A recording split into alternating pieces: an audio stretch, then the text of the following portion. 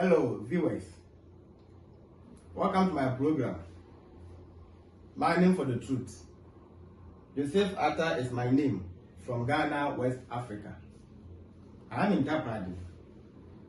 Mining for the Truth refers to the process of digging to discover the undiluted doctrines of Christ, our Church of Christ. The page has two purposes as follows. One, to teach the word.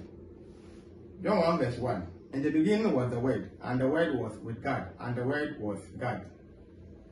You can prove it by going to Genesis 1 verse 1. In the beginning, God created the heavens and the earth. The plural Hebrew word for God there is Elohim, God the Father, God the Son, Jesus Christ the Word, God the Holy Spirit. Elohim means God of creation. It also means God is powerful. 2, to teach the truth. As found on the screen, John 8:32. And you know the truth, and the truth will set you free. What is the truth? John 17:17. Sanctify them by your truth, your word is truth. What is the truth manifestation? John 14 verse 6. And Jesus said to him, I am the way, the truth, and the life. No one comes to the Father except through me, or except by me. The phrase except through me or except by me means that there is no any other way except Jesus Christ. Acts 4 verse 12 is saying that there is no name under the heavens under which we are being saved except Jesus Christ. I welcome all my viewers from everywhere. UMAT Campus Church, Eccl. All members are officially welcome. Doris Odonko, Mrs. Atta, officially, you are welcome to the program. I love you so much, as a matter of fact, and I know you love me too. I will repeat that. Ecclesiastes 3 verse 1 is saying that there is time for everything. Your time will soon come, so don't worry. And I'm also happy that you've been able to wait all this while because you want to achieve something meaningful in life. I welcome Mrs. Mary York, Mr. Samuel Obimpepra. May God bless you so much. Long life, good health, progress, and prosperity. I thank all those who have donated previously for the program. As I always teach from the tablets, it was brought to me from Dubai. I was surprised because my laptop had then spoiled. I had no hope until one person brought this to me. God bless you so much. In fact, I'm highly impressed. How many people will travel and still remember you while they were with you in their native countries? So God bless you so much. Someone also bought me the earbud, a whole lot of gifts. God bless you so much and thank you for everything. Of course, today I didn't put on the wristwatch. There's also a watch there, only someone bought for me. Recently, someone too had bought me a Bluetooth speaker, which I can use it to record. All right. Last week, we looked at, in fact, the theme is the book of Ecclesiastes. Then topic becomes searching for the true meaning of life. Subtopic is the pedagogy of chapter 7, episode 3. So this is the final stage of the 7th chapter of Ecclesiastes. Two objectives. A, who can make straight what God has made crooked? So Ecclesiastes 7 verse 15 to Ecclesiastes 7 verse 11 to 15, sorry. And then the fear of the Lord is the beginning of wisdom. Ecclesiastes 7 verse 15 to 29. And last week we looked at faithful are the wounds of a friend. Ecclesiastes 7 verse 5 to 10. So first things first. Who can make straight what God has made crooked? Now let's read the text and then we start. Ecclesiastes 7, verse 11 to 15.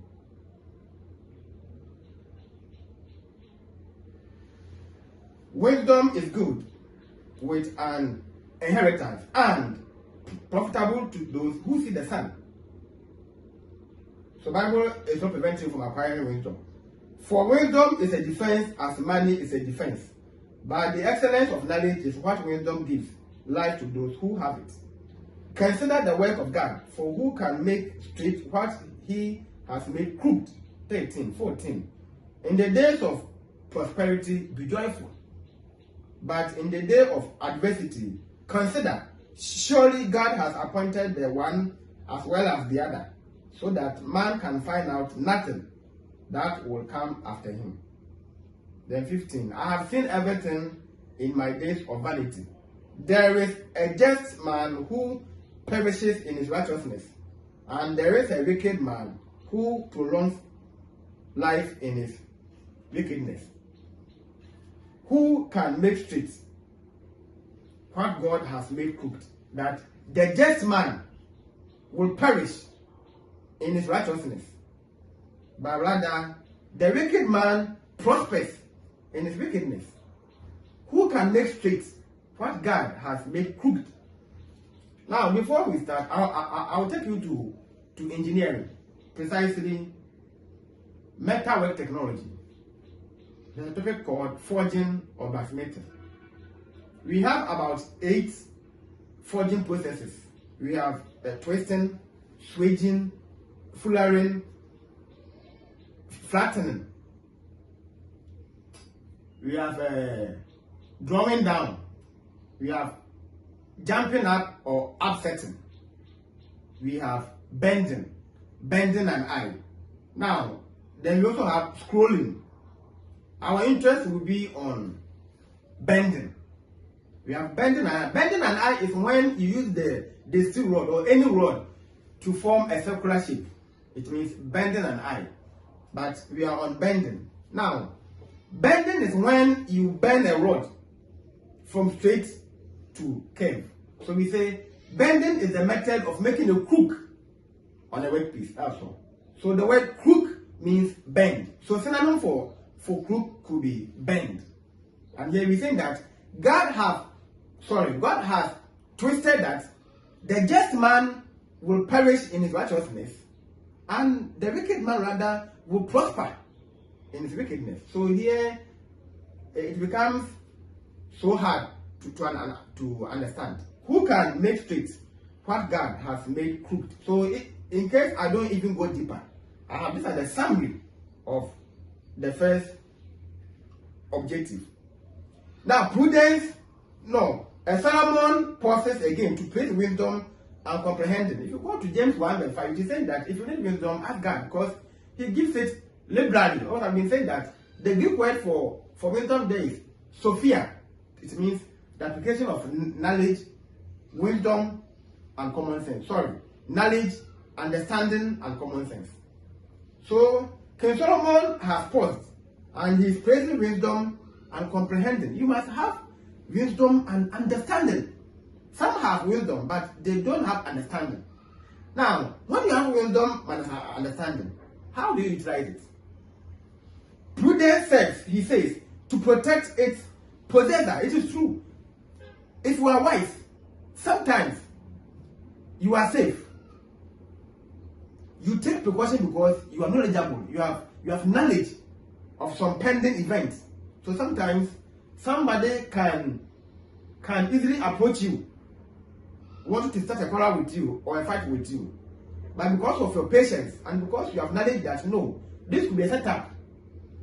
Based on your calmness and then your attitude, your humility, the person may even return. You see, when someone is trying to bring the trouble to your doorstep and then you face the person, or when you face the person, when you counter attack is when it is going to ignite. But when you calm the anger with patience, he goes away. And later, sometimes you are told that this person was sent to come and kill you or to do this with you. So if you are wise, sometimes it protects you. Even as inherited money may, but wisdom exceeds money in value because it preserves life, while money in the other hands of a fool can bring disaster. It is true. Ecclesiastes 7 verse 11 and 12. Wisdom is so good because it can act as a precaution. So we say that wisdom exceeds money. Of course, it is true. Now, we assume that you are rich, but you don't have the knowledge. How can you even make proper business? Unless you employ people who are knowledgeable. I'm not saying that we learn wisdom from only going to school, formal education. I'm not saying so. But to be an accountant, a marketing manager, I think the best place to go is to start schooling. However, some people too have no knowledge in accounting. They didn't attend any formal education. They have even made it bigger through buying and selling than someone who had attained PhD, master's first degree, even in marketing or in buying and selling, you mean trading or business. But in all cases, it is advisable. It is recommended that at least you have some formal education so that you can use this wisdom to run the money to be on the safer side. But it presents life, while money in the hands of a fool here could be someone who is ignorant, can bring disaster. And of course, it is true. Let's go to Ecclesiastes 7 verse 11 and 12. Wisdom is good with an inheritance and profitable to those who see the sun. For wisdom is a defense as money is a defense. But the excellence of knowledge is that wisdom gives life to those who have it. As I'm saying, money can kill you. And I won't say even can kill you. Money has been killing people a lot. When you are under the influence of money, if you want to swim in wealth, it's when the money can kill you. People have been shot and killed because of avid interest for money. So we say that the wisdom can prolong your life, while money can shorten your life. At last, as Solomon has said repeatedly in Proverbs, the beginning of wisdom is the fear of the Lord, and the knowledge of the Holy One is understanding. So Proverbs 9 verse 10. Let's see something there. Proverbs 9 verse 10.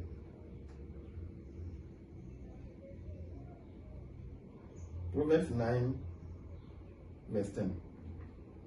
The fear of the Lord is the beginning of wisdom, and the knowledge of the Holy One is understanding. So this is clear. We go back to our Ecclesiastes.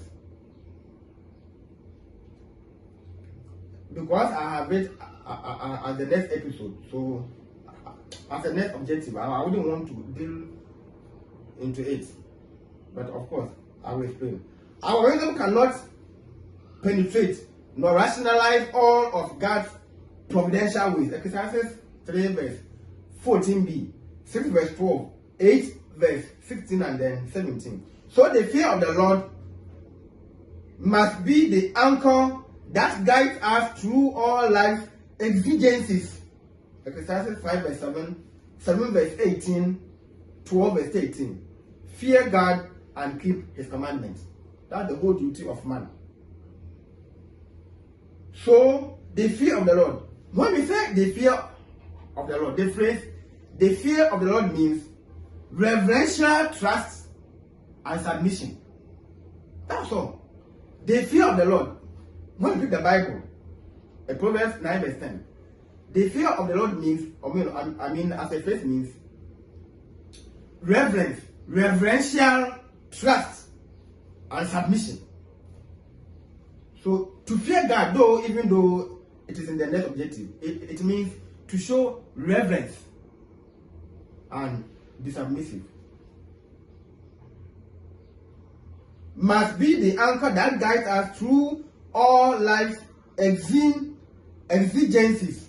Ecclesiastes 5 verse 7, 7 verse 18, and then 12 verse 18. I will read Ecclesiastes 7 verse 18, though it is down. So when we go there, I think I will still have to deliberate on it. 7 verse 18. It is good that you grasp this, and also not remove your hand from the other. For he who fears God will escape them all. Of course, if you fear God, you even escape danger. When you have the Bible as your constitution, before you act, before you do anything, before you choose, you have to vet it with the Bible, if it approves or not. People who are not Christians, for them everything goes, but we are Christians. Now, the listed multitude from the preacher includes 1. Wickedness and iniquity rather than righteousness. Ecclesiastes 3 verse 15. The merciless oppression of the powerless. Ecclesiastes 4 verse 1, where we thought that the law was going to favor the oppressed, but rather the rich are rather oppressing the poor because they can buy the law. 3. The swift and sudden loss of all things material. All things material. Ecclesiastes 5 verse 13 to 15. As it came, so it can go. Then the last one, the puzzling providence that allows a just man to perish in his righteousness, and a wicked man to prolong his life in wickedness. Ecclesiastes 7 verse 15, 8 verse 14. How possible that the rich person dies? Sorry, I said the rich person. The just person dies so poorly. So poorly. The person will live in poverty, die in poverty, to be buried also in poverty. And someone who is that wicked, someone who oppresses the poor, will live so luxuriously. When he died, go to the funeral ground and see how he will be decorated as a final respect. All these are by God's providence. You and I have no right to question him. Of course, Deuteronomy 25 verse 25 is saying that the secret things belong to the Lord our God. You and I have no right to penetrate into the wisdom of God. No. Things here are not just filled with adversity. They are often morally and ethically misaligned. Yes. You see a Christian who has or who began to train up his child or children in an upright manner. They grow up to become prostitutes, to love the world in family. And you see the wicked man in which his children have completed university and they are working. They are living in luxury. They drive good cars, good work, good salary, good home. Everything is good with them. Then we say that the world has been misaligned. We are thinking so, but it is not so with God. The challenge is that all this adversity and iniquity under the sun happen either by God's design or permission, for he has appointed both the day and prosperity and the day of adversity, and one cannot anticipate what will come. Ecclesiastes 7 verse 14. Ecclesiastes 7 verse 14. In the day of prosperity, be joyful, but in the day of adversity, consider. Surely God has appointed one as well as the other. So you see that even last time we were saying that life is not entirely sweet. And if you don't live a life of some kind of hardships, you don't learn any meaningful things in life. Life is not entirely smooth or sweet. Bitter and sweet in that order. No cross, no crown. No risk, no reward. So sometimes you enjoy, and sometimes too you not enjoy. Sometimes you are sad, sometimes too you are happy. In that order. All this has been designed by God. This will prepare you to be equipped for the journey ahead of you. Now, sufferings and death entered where perfection and peace had once reigned. Yes.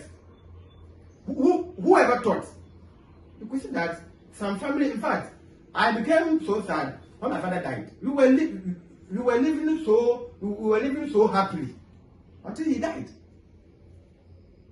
And we all became very, very, very sad because the head of the family was gone. Sufferings and death entered where perfection and peace had once reigned. I've been saying that my life would have been prosperous if my father is still alive. Because he being the head of the family, he sees to the affairs of the first son or the first child. Because he knows that he must prepare you as a leader to handle his position when he is old. But he's no more. But at least what he taught me is what I live by. So where there is peace, where there's enjoyment, where everything was moving smooth, disaster can strike. And sometimes you can become dispersed. Sometimes there could be arguments, there could be separation, and a whole lot. Jarring contradictions now plague human life. Ecclesiastes 3 verse 1 to 8. That's the meaning of there's time for everything. A time to be born, a time to be die, or a time to die. A time to be died, a time to be happy, time to mourn. In that order. That's the meaning of the jarring contradictions. And yet God did not even this graciously in hope. God did even this, and yet God did even this graciously in hope. Romans 8 verse 20b.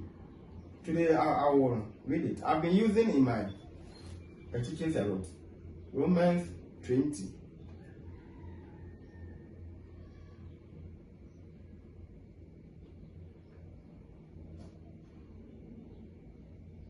Verse 20b, sorry. Romans 8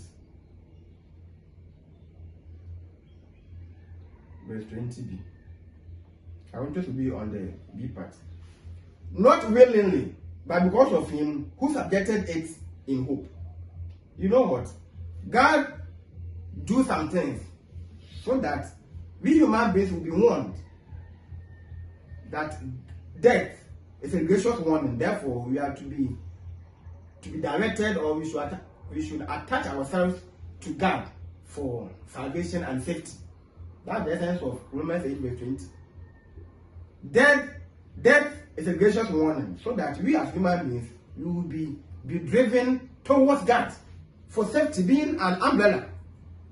Yet we still want to live on our own, so that men should learn to submit and to wait on him in utter trust. Ecclesiastes 3 verse 14b. Ecclesiastes 3 14b. Ecclesiastes 3 verse 14. And nothing taken from it. And nothing taken from it. What did you bring? Nothing is to be there forever. You can take nothing. You can't add or subtract. If God wants you to die, you die. Of course, we do exercise, we eat a healthy food to stay maybe alive and then to prolong our lives. But you are hereby informed that whether you go on jogging, you eat good food or not, you will die, being preventive or careless. But of course, those who live their life well, sometimes they have a longer lifespan. But you will not stay young forever. All will die. Some people don't like meat, so they call themselves vegetarians. With the hope that, you see, they are saying that when you go to a man kingdom, the carnivores, they die earlier than the herbivores. Upon my research, this is what they have in mind, that the tiger is always running after animal.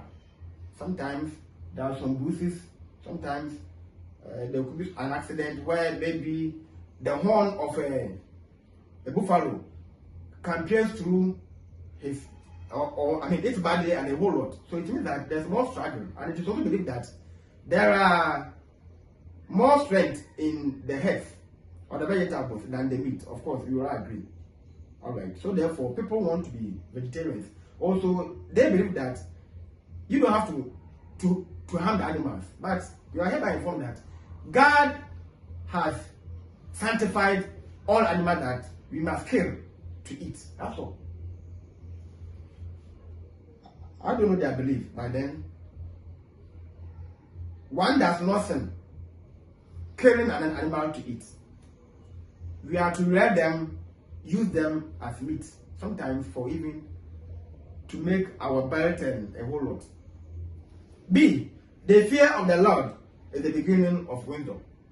This means reverential trust and submission. Once again, we have said it. So 7 verse 15 to 29. That even when we are in need, the phrase or the word exigency, I think it's a verb.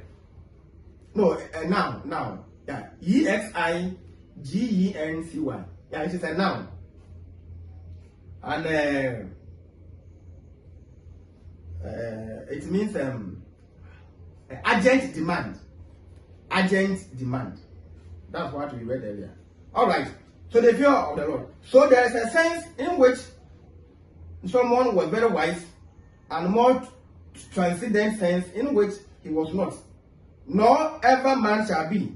So King Solomon himself was so wiser, the wisest man on earth, except Jesus Christ. And he was also called the wisest fool. So you and I, today we are sensible. We are doing something so sensible. Tomorrow we are being foolish, and we are doing something so foolishly. So as human being, you can see that no matter who you are imperfect. Let's go to the same Ecclesiastes 7 verse 20. That there is no one perfect in which we cannot find a sin. 7 verse 20.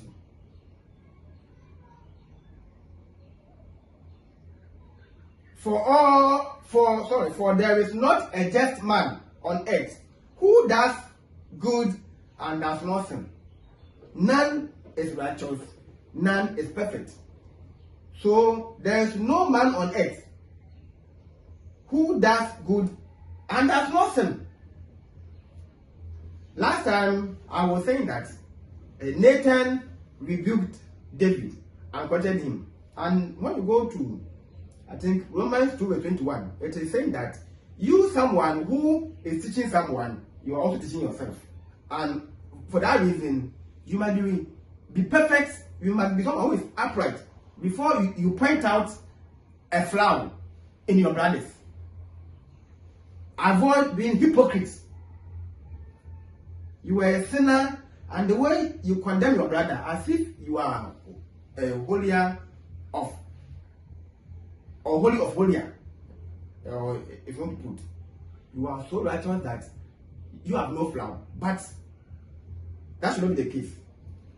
So Ecclesiastes 7 verse 20 is saying that there is no just man who does good and does not sin. Even wise men are imperfect. Even wise men are imperfect. No wise man is perfect. The fact that you are wise plus more knowledge doesn't mean that you are perfect. None is perfect. Try to read to understand Ecclesiastes 7 verse 20 that none is perfect, none is righteous.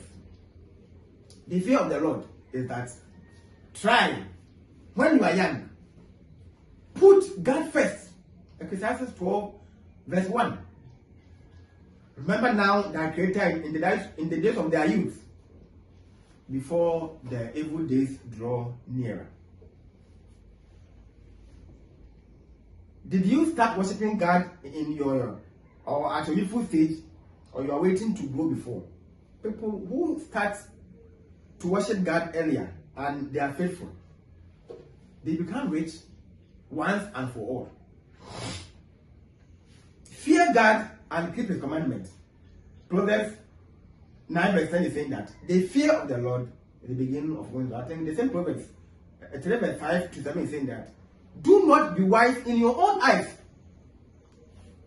So don't think that you need no one, that you are an island, you are on your own. It is impossible. Your strength, your breath is controlled by God. If He takes it right now, you die. That's all. At once, you die. So if you want to be knowledgeable in this life, start to worship God at your early stages. Sin stalks men like a really seductress, a woman whose heart snares and nets, whose hands are like fetters. Ecclesiastes 7 verse 26. The verb stalk means pursue obsessively. So sin pursues men like really seductress. Stalk means pursue obsessive. So it means that sin is so obsessive to pursue man. Man's greatest problem is sin. No man can live minus sin. Impossible. At least even your eye alone can watch what you're not supposed to watch. Whether you go out, you are indoors, you will still sin. So you say man's greatest problem or man's greatest challenge. No matter who you are, you will sin. That's why Ecclesiastes 7 verse 20 is saying that there is no man on earth who does good and does not sin. We are all imperfect.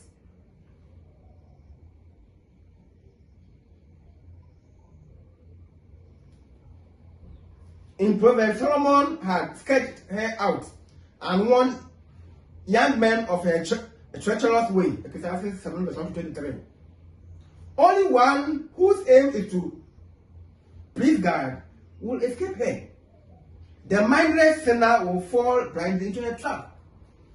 It takes the intervention of God to be able to resist this type of woman being described by Solomon in Ecclesiastes 7 verse 26.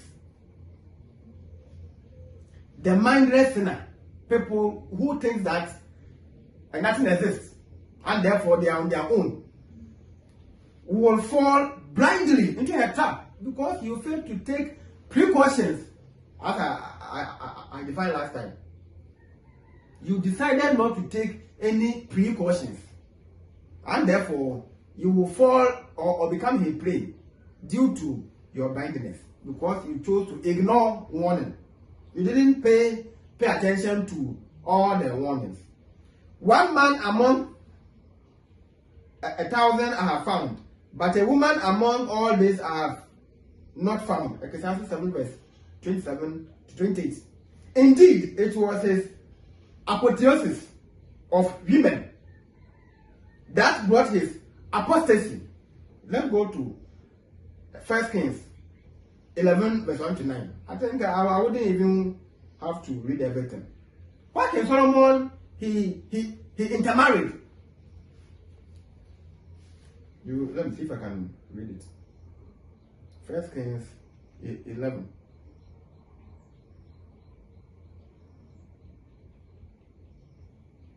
Verse 1. But King Solomon loved many foreign women, as well as the daughter of Pharaoh, women of the Moabites, Ammonites, Edomites, Sidonians, and Hittites, from the nations of whom the Lord had said to the children of Israel, you shall not intermarry with them, nor they with you. Means that they shouldn't allow their sons to marry them or allow them to marry their sons and their daughters. Surely they will turn away your hearts after their gods. And he had 700 wives, princesses, and 300 concubines. And his wives turned away his heart. And his wife turned away his heart. For it was so, when Solomon was old, that his wife turned his heart after other gods. And his heart was not loyal to the Lord, his God, as was the heart of his father David. For Solomon went after Ashtoreth, the goddess of Sidonians, and after Milcom, the abomination of the Ammonites.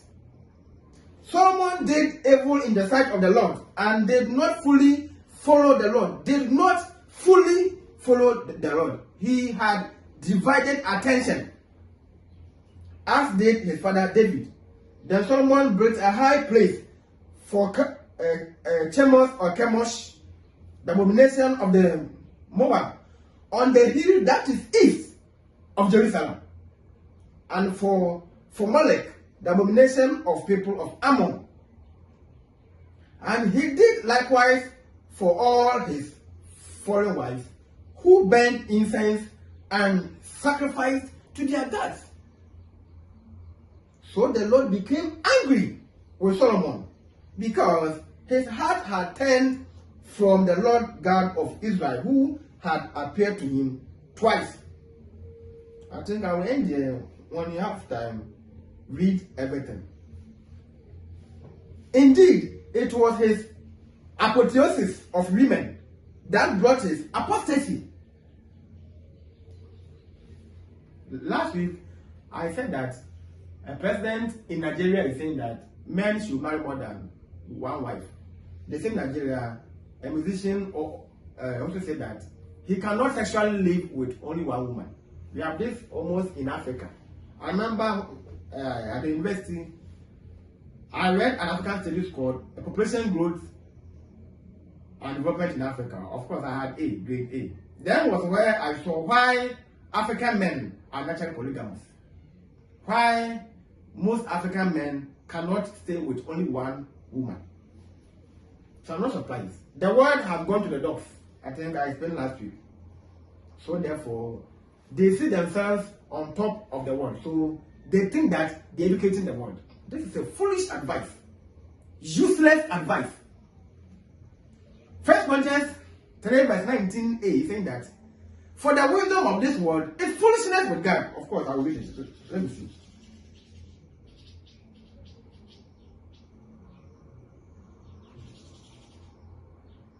Verse 19a. I want to say it now. Very good. For the wisdom of this world is foolishness with God. This is foolishness. You are not God. You did not create yourself. And how dare you to challenge God? One man, one wife. You, mere creature, is contending that one man, more wives. One wife, more a women for sex. This is foolishness with God. Ecclesiastes 2 verse 8. Ecclesiastes 2 verse 8. Beware. It means be vigilant. Be on guard. Lest anyone cheat you through philosophy and empty deceit, according to the tradition of men, according to the basic principles of the world, and not according to Christ. Are they reasonable? Are they reasonable that, for example, if you are a young boy who wants to marry, before you marry, sleep with more girls, and then you will know the one which will be able to make you happy on bed? You find this foolishness only in the world. The world has gone to the dogs. This is useless advice ever to exist in this life. And there are some boys in Ghana who are saying that our forefathers lived longer, or they lived long, because they didn't stay with only one woman. So they are saying that one woman is troublesome. She will give you more pressure, and then you will die. In other words, you have only one home. But if you have multiple homes, if A is worrying you, you run to B. My friend, no human being is perfect. And for women, they are all the same. Men too are all the same. Some few ones that are exceptional. But when we consider woman is naturally trouble. Simple. Of course, it was Eve who came to distort the visions of Adam. Adam was in his full senses, and he was in complete obedience to God until Eve came. When Adam refused to orient to induct Eve, was when she decided her own way. She became so arrogant and pride, dictating to Adam. Sin started. and we are all suffering. So this means that women are naturally indisciplined. Women are naturally proud and arrogant, disrespectful in some ways. When Eve stretched her hand to pluck the apple, was when she showed the first pride. Woman is trouble. My friend, this is what you must know. Some men were so happy when they lived alone. When they got married was when real problems began in their life. Why was it that those problems, they didn't pop up when they were alone? So people are nowadays afraid to marry. So one has become the order of the day. I'm saying that by 10 years to come, I am not sure that men will marry anymore. They give birth with you and then they take care of their children. Number one, they say it is more economical because the wife isn't staying in their roof. No job money every morning. No job money every morning. And when you are away and in case you are ill, because they are not legally married, sometimes the man can shun so that the parent will take care of it. They may take this boy to court that every month they should provide for the wife and then the child. Sometimes they don't have. You can't arrest them. So the born one has become the order of the day. And if we follow this trend, there will be a disaster in the future. You see? The beginning, the fear of the Lord is the beginning of wisdom. How can you be so foolish to think, to educate the whole world or on TV or on radio that marry two or more? That our forefathers lived longer because they didn't stay with only one woman. And as I was saying that women are trouble or troublesome. Not all are the same. So also women. Normally men are polygamous, but not all men are womanizers. But it takes the grace of God to find a woman who is so destined to be with him. And it is also dependent on you, the man. When you began as a player, then it's where your wife will also play you. But when you work with God, I'm saying that God gave Isaac the best woman to her as Rebecca because he prayed. No, the father prayed. God first. How did you marry? How did you choose your spouse? Oh, find someone who is in the Lord's church. Find someone who works.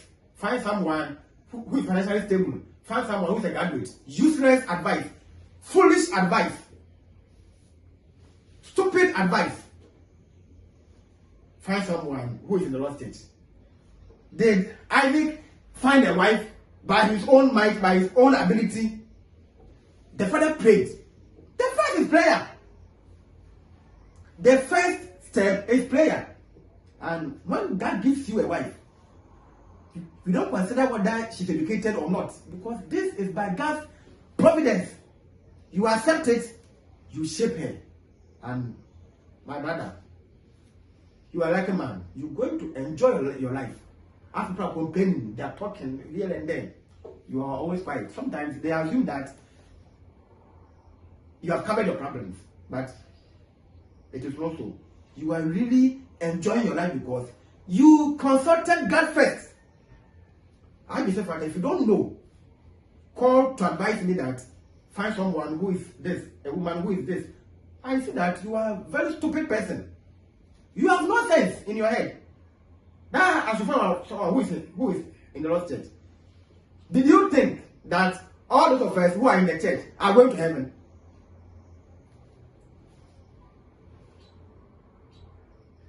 Only one whose aim is to please God will escape hell. Okay, so that one has been dealt with. No human being, not even 1,000, is capable of carrying the load that only God can bear. You, Solomon, how dare you marry 1,000? 1,000.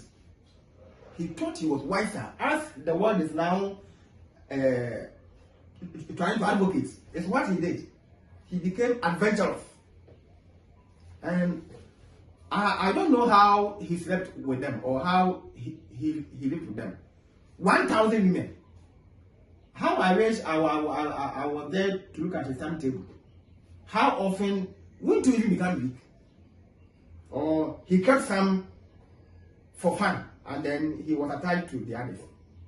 And when he was older, so you go and marry from the world. As our church is always preaching, or the church is always preaching that marry from your faith, avoid interfaith marriage.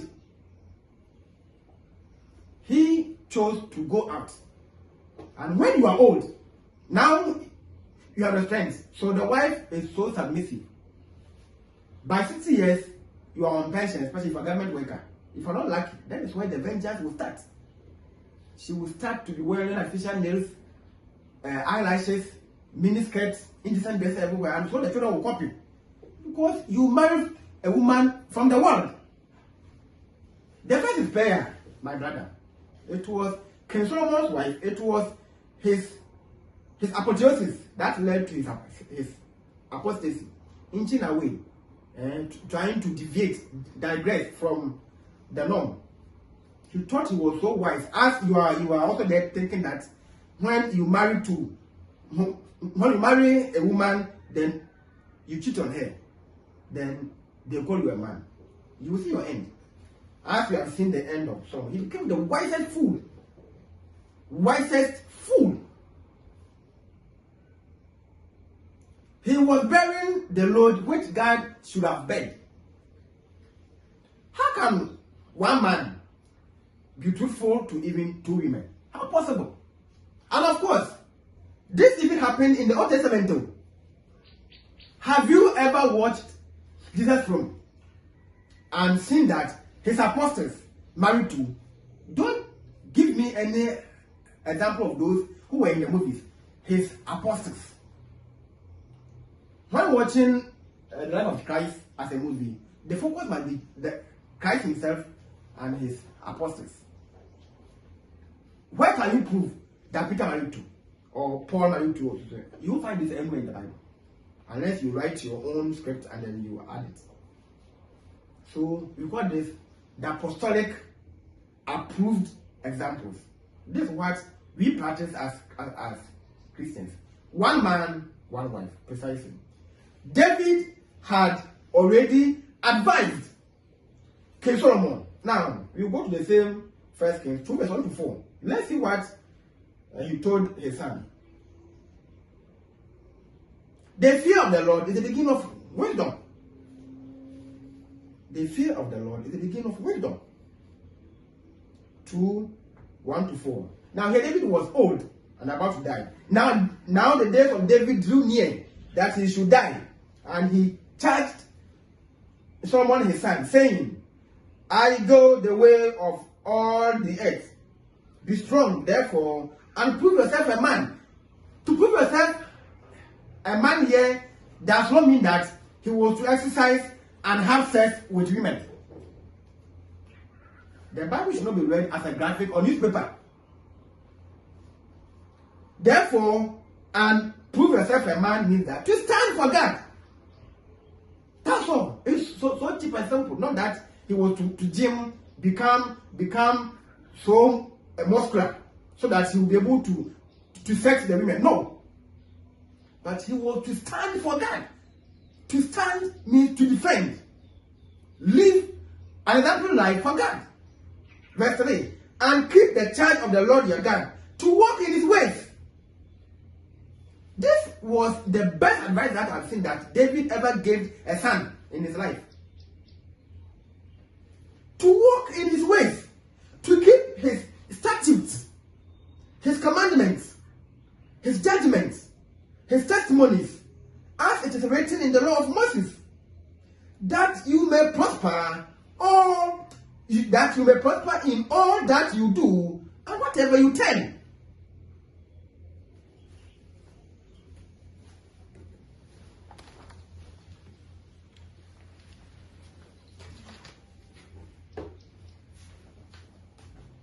I take the verse 3 again. And keep the charge of the Lord your God, to walk in his ways, to keep his statutes, his commandments, his judgments, and his testimonies, as it is written in the law of Moses, that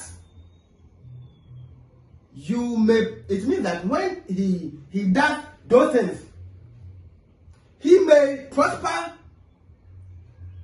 in all that you do. And whatever you 10, verse 4, that the Lord may fulfill his word which he spoke concerning me David, saying, if your sons take heed to their way, to walk before me in truth, with all their hearts, and with all their soul, he said, you shall not lack a man on the throne of Israel. This is the best thing that I love from David, as a father to a son. So no wonder that King Solomon began with God. The same 1 Kings 3 verse 3.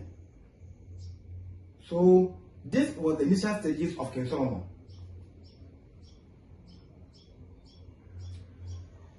And Solomon loved the Lord, walking in the statutes of his father David, except that he sacrificed and burnt incense at the high priest. So initially he began to walk with God by following the pattern that his father gave him on his death bed or in his sick bed. So what happened that later he fell into apostasy.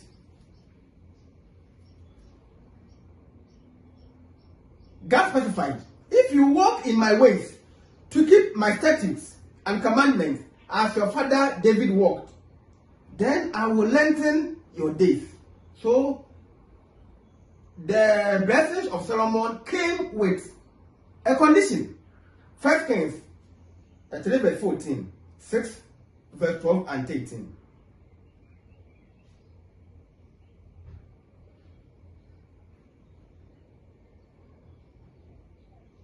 So, if you walk in my ways to keep my statutes and my commandments as your father David walked, then I will lengthen your days. 6 verse 12 and then 13. Let's see something there.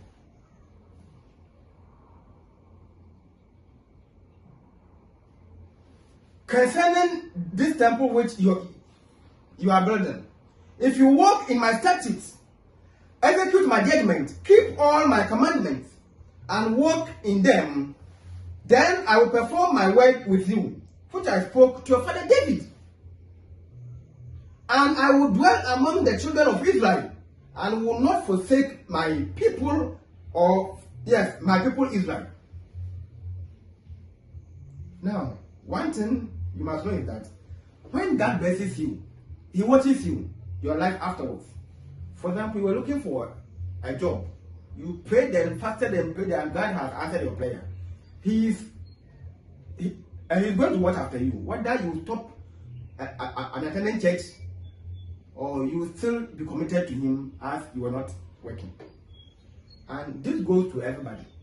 That when God blesses you, he watches over you. So also he did to King Solomon. So God was angry with, I think, the 11 verse 9 of 1 Kings. Because he was not keeping his ways. So the blessings of King Solomon was not for free. It was conditional. And when he missed out, when he missed it, he missed out. Trespassing means what? Trespassing.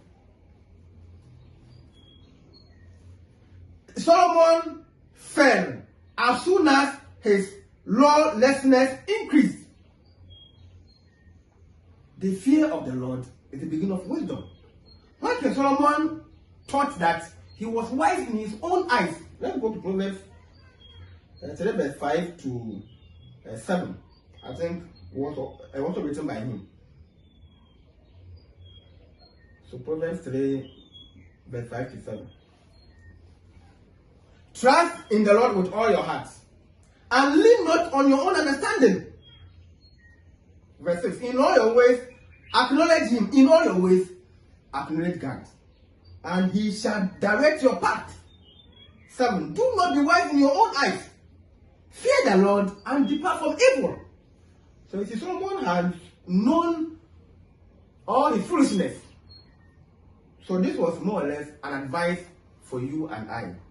The book of Ecclesiastes was a witness for a future generation, you and I, as a warning, so that we don't also repeat his own mistakes.